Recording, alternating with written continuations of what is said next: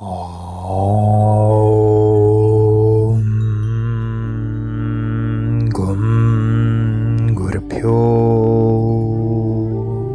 നമഃ. ഏവർക്കും പ്രണാമം. നമുക്ക് ശ്രീ വാൽമീകി രാമായണത്തിലേക്ക് തന്നെ മടങ്ങാം. മഹാരാജാവിൻ്റെ പള്ളിയറ വാതിൽക്കലെത്തിയ സുമന്ത്രർ അവിടെയുണ്ടായ മനക്കുഴപ്പങ്ങൾ ഒന്നും അറിയാതെ പറഞ്ഞു, മഹാപ്രഭോ, അതിതേജസ്വി എന്ന ഭാസ്കരദേവന്റെ ഉദയത്തിൽ ആനന്ദം കൊള്ളുന്ന അലയാഴി പോലെ ഞങ്ങളെ ആനന്ദിപ്പിക്കണേ. അസുരന്മാരെ ജയിച്ച ദേവേന്ദ്രനെ മാതലി സ്തുതിച്ചുകൊണ്ട് ഉണർത്തുന്നതുപോലെ തിരുമേനിയെ ഞാൻ ഉണർത്തുന്നു. സാങ്കോപാംഗങ്ങളോടുകൂടിയ വേദങ്ങൾ ബ്രഹ്മദേവനെ എന്ന പോലെ അവിടുത്തെ ഞാൻ ഉണർത്തുന്നു. ജീവജാലങ്ങൾ നിറഞ്ഞ ധരാതലത്തെ സൂര്യനും ചന്ദ്രനും എന്ന പോലെ അവിടുത്തെ ഞാൻ ഉണർത്തുന്നു. മന്നോർമന്നവ, മംഗളകർമ്മ നിർവഹണത്തിന് മേരുപർവ്വത ശിഖരത്തിൽ പ്രകാശിക്കുന്ന ഭാസ്കരനെ പോലെ അവിടുന്ന് എഴുന്നേൽക്കണേ.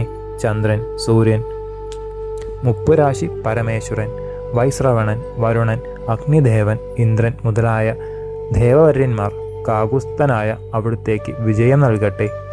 നിശാഭഗവതി അപ്രത്യക്ഷയായി. മംഗളകരനായ പകലവൻ അണഞ്ഞുകഴിഞ്ഞു. രാജർഷിവര്യനായ പ്രഭോ, ഉണർന്നെഴുന്നേൽക്കൂ. ഇവിടുന്ന് അങ്ങോട്ട് വേണ്ട കാര്യങ്ങൾ ചെയ്താലും നാട്ടുകാർ, പൗരശ്രേഷ്ഠന്മാർ, വാണിക്കുകൾ എന്നിവർ സംഭാരങ്ങളെല്ലാം ഒരുക്കി ആജ്ഞ കാത്തു നിൽക്കുന്നു. ഉത്തമ ബ്രാഹ്മണരോടുകൂടി ഭഗവാൻ വസിഷ്ഠൻ തിരുമേനിയെ കാത്ത് പുറത്തെഴുന്നള്ളിയിരിക്കുന്നു. ശ്രീരാമാഭിഷേകത്തിന് അവിടുത്തെ സാന്നിധ്യവും അനുവാദവും മാത്രമേ താമസമുള്ളൂ.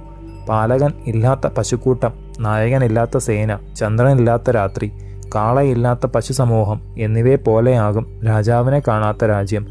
ശ്രീരാമകുമാരൻ്റെ അഭിഷേകത്തിനുള്ള കൽപ്പന അരുളി ചെയ്താലും അർത്ഥപൂർണങ്ങളായ ഈ സാന്ത്വന വാക്കുകൾ മഹാരാജാവിൻ്റെ ഹൃദയത്തിൽ ഉള്ളിൽ കൊള്ളിവെക്കുന്നത് പോലെ തറച്ചു. പുത്രനെ പറ്റിയുള്ള ആഹ്ലാദം അഴലായി രൂപം കൊണ്ടു. അരുണവർണ്ണങ്ങളും അശ്രുപൂർണങ്ങളുമായ മിഴികളോടെ സൂതനെ നോക്കി പറഞ്ഞു, വർണ്ണനകൾ എൻ്റെ മർമ്മങ്ങളെ ഭേദിക്കുന്നു. നൃപവരൻ്റെ സങ്കടവും പാരവശ്യവും കണ്ട സുമന്ത്രർ തൊഴുത് രണ്ടടി പിൻവാങ്ങി. ഇടറിക്കൊണ്ടുള്ള അക്ഷരങ്ങളെപ്പോലും ഉച്ചരിക്കുവാൻ സാധിക്കാതെ വിഷമിക്കുന്നതിൻ്റെ കാരണം അറിയാതെ പരിഭ്രമിച്ചു. മന്ത്രജ്ഞയായ കൈകേയി മന്ത്രിവരനോട്, സുമന്ത്രരെ, രാമാഭിഷേകത്തെപ്പറ്റി ചിന്തിച്ച് സന്തോഷ കണ്ണീരൊഴുക്കി തന്നെ രാത്രി കഴിച്ചതിനാൽ തമ്പുരാൻ ക്ഷീണിച്ച് ഉറങ്ങുകയാണ്. യശസ്വിയായ രാമനെ വേഗം കൊണ്ടുവരൂ. സംശയിക്കേണ്ട ദേവി. രാജകൽപ്പനയില്ലാതെ മഹാമന്ത്രിയുടെ വാക്കുകൾ കേട്ട ദശരഥൻ അരുളി ചെയ്തു, പൂർണ്ണചന്ദ്രവദനനായ രാമനെ എനിക്ക് ഉടനെ കാണണം. അരജന്റെ ആജ്ഞ ശിരസാ വഹിച്ച സുമന്ത്രർ കൈകേയി വാക്യത്തെ മനസ്സ അഭിനന്ദിക്കുക തന്നെ ചെയ്തു. ധാർമ്മികാഗ്ര സരനായ ശ്രീരാമചന്ദ്രനെ അഭിഷേകത്തിന് വരുത്തുകയാണ്. ആ ഹൃദയം സസന്തോഷം മന്ത്രിച്ചു. അമേയമായ സമുദ്രത്തിന്റെ അന്തർഭാഗം പോലെ കണ്ട അന്തപുരത്തിൽ നിന്ന് അമാത്യപ്രവരൻ കുമാരനെ കാണുവാൻ ഉഴറിക്കൊണ്ട് ഗോപുരദ്വാരത്തിലെത്തി. മഹാരാജ ദശരഥന്റെ സാമന്ത രാജാക്കന്മാരിൽ പ്രമുഖർ, അയോധ്യ രാജ്യത്തിലെ വമ്പിച്ച ധനികന്മാരായ പ്രജകൾ തുടങ്ങി എല്ലാവരും പ്രഭാതകൃത്യങ്ങളെല്ലാം കഴിഞ്ഞ് പട്ടാഭിഷേക ദർശന കൂതുകുകളായി ഗോപുരദ്വാരത്തിൽ എത്തിക്കഴിഞ്ഞിരുന്നു. സന്തോഷപൂർണ്ണ ഹൃദയരായ അവരുടെ പരസ്പര സംഭാഷണ വിഷയം ശ്രീരാമചന്ദ്രനും ആ ദിവ്യ പട്ടാഭിഷേകവും മാത്രം. വേദപാരംഗതരായ വിപ്രന്മാർ ആ രാത്രി കഴിച്ചുകൂട്ടി. സാമന്ത നരപാലകന്മാരും പുരോഹിതന്മാരും പൗരപ്രമുഖന്മാരും ഒന്നിച്ച് രാജസദസ്സിൽ എത്തി. മന്ത്രിമാർ, സേനാനായകന്മാർ, നാട്ടുപ്രമാണിമാർ തുടങ്ങി എല്ലാവരും അഭിഷേകോത്സവത്തിന് സന്നിഹിതരായി. സൂര്യൻ തെളിഞ്ഞ് ഉദിച്ചു. പൂയം നക്ഷത്രം തുടങ്ങി. ശ്രീരാമചന്ദ്രൻ്റെ ജന്മരാശിയായ കർക്കിടകം ആരംഭിച്ചു. ദ്വിജവര്യന്മാരാകട്ടെ തീർത്ഥം നിറച്ച കനകക്കുടങ്ങൾ അലങ്കരിച്ച ഭദ്രപീഠം, നിർമ്മല പുലിത്തോൽ വിരിച്ച രഥം, ഗംഗാ യമുന സംഗമസ്ഥലത്തിലെയും എല്ലാ സമുദ്രങ്ങളിലെയും പുണ്യകരങ്ങളായ കൂപം, വാപി, കയം ഇവകളിലെയും കിഴക്കോട്ടും വിലങ്ങനെയും മേൽപോട്ടും ഒഴുകുന്ന നദികളിലെയും തീർത്ഥങ്ങൾ നിറച്ച പൊൻവള്ളിക്കുടങ്ങൾ, നാൽപ്പാമരം കൊണ്ട് പൊതിഞ്ഞ് താമരപ്പൂക്കൾ വെച്ച് ഒരുക്കി തൈര്, നെയ്യ്, മലർ, ദർഭ, പുഷ്പം, പാൽ തുടങ്ങിയ അഭിഷേക സാമഗ്രികൾ തയ്യാറായി. സർഭാഭരണ വിഭൂഷിതങ്ങളും സുചരിതകളുമായ വേശ്യാസ്ത്രീകൾ ഒരുങ്ങി നിൽക്കുന്നു. 8 കന്യകാരത്നങ്ങൾ എത്തിക്കഴിഞ്ഞു. പാലും വെള്ളവും നിറച്ച തങ്കക്കുടങ്ങൾ താമരപ്പൂവും കരിങ്കുവലയപ്പൂവും കൊണ്ട് പ്രശോഭിക്കുന്നു.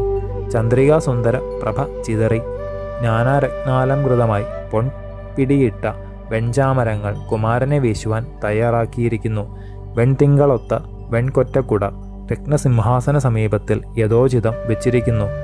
വെള്ളക്കാള, വെള്ളക്കുതിര, അമ്പാരി കെട്ടിയ മധ്യാന ഇവകളെല്ലാം അലങ്കരിച്ച് അതാതിടങ്ങളിൽ നിർത്തിയിട്ടുണ്ട്.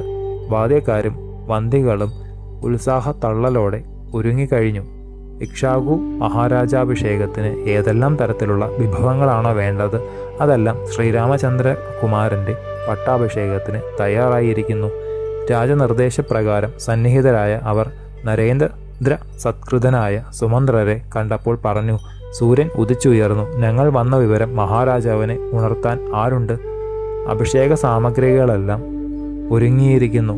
സാമന്ത പ്രമുഖന്മാരോടും നാട്ടുപ്രമാണിമാരോടും സജീവേന്ദ്രൻ രാജാജ്ഞപ്രകാരം ശ്രീരാമസന്നിധിയിലേക്ക് അടിയന്തരമായി പോവുകയാണ് ഞാൻ. മഹാരാജാവിനും വിശിഷ്യ ശ്രീരാമകുമാരനും മാന്യരായ ഭവാന്മാർ ആഗ്രഹിക്കുന്നത് പോലെ തിരുമേനി ഇങ്ങോട്ട് എഴുന്നള്ളുവാൻ അമാന്തിക്കുന്നത് എന്താണെന്ന് ഞാൻ ചെന്ന് ഒന്ന് ചോദിക്കാം. എപ്പോഴും എവിടെയും പ്രവേശിക്കുവാൻ പ്രത്യേക അനുവാദമുള്ള സൂതൻ കൊട്ടാരത്തിലേക്ക് തന്നെ മടങ്ങി. തുഷാരഗിരി പോലെയുള്ള കൊട്ടാരാന്തപുരത്തിൽ തൽപ്പത്തിൽ തിരശീലയുടെ സമീപത്തിൽ എത്തിയ അമാത്യൻ രഘുവംശത്തിലകനായ അവിടത്തേക്ക് സൂര്യചന്ദ്രാദി ഗ്രഹനാഥന്മാരും മുപ്പുരാരി ഭഗവാനും കുബേരൻ, വരുണൻ, ഇന്ദ്രൻ, അഗ്നി തുടങ്ങിയ ദിക്പാലകന്മാരും വിജയം അരുളട്ടെ. ബ്രാഹ്മണ ശ്രേഷ്ഠന്മാർ, സേനാനായകന്മാർ, പൗരമുഖ്യന്മാർ തുടങ്ങിയ എല്ലാവരും മുഖം കാണിക്കുവാൻ കാത്തു നിൽക്കുന്നു. സാങ്കോപാംഗങ്ങളോടുകൂടിയ വേദങ്ങൾ ദേവദേവൻ ബ്രഹ്മാവിനെ ഉണർത്തുന്നത് പോലെ ഞാൻ അവിടുത്തെ ഉണർത്തുന്നു. പുരുഷ്യവ്യാക്രനായ തിരുമേനി എഴുന്നേറ്റാലും നിശാഭഗവതി അന്തർധാനം ചെയ്തു. കൽപ്പിച്ചിരുന്ന പ്രകാരം എല്ലാം ഒരുക്കിക്കഴിഞ്ഞു. ഇനി വേണ്ടുന്ന കാര്യങ്ങൾ അവിടുന്ന് എഴുന്നള്ളി നിർദ്ദേശിക്കണം. സുമന്ത്രജ്ഞനായ സുമന്ത്രരുടെ വാക്കുകൾ കേട്ട പാർത്ഥിവേന്ദ്രൻ, സൂതാ, രാമനെ കൊണ്ടുവരാനല്ലേ ഇവൾ പറഞ്ഞത്?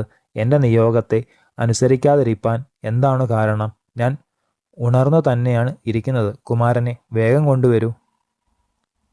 ശേഷം ചരിതം നമുക്ക് അടുത്ത ഭാഗത്തിലൂടെ കാണാം. ഗുരുപാദങ്ങളിൽ സാഷ്ടാംഗ പ്രണാമത്തോടെ നമസ്കാരം.